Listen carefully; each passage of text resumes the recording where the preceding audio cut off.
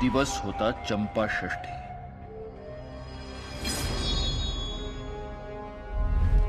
आम्ही अफजल खानाचा कोथळा काढल्यानंतर संभाजी कावजीनं त्याचं मुंडकं आऊसाहेबांच्या पायाशी नेऊन ठेवलं.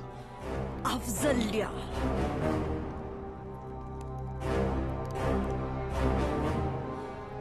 याचं शिर राजगडाच्या बालेकिल्ल्यात बसवा, निवेद चालवा. आणि मग प्रतापगडापासून करवीर पावेतो मराठी जाळ पेटला.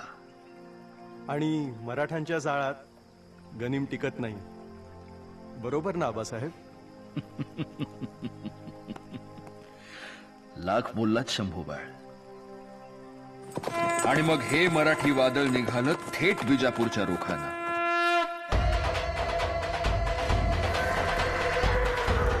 पहिला मोहरा होता किल्ले चंदन.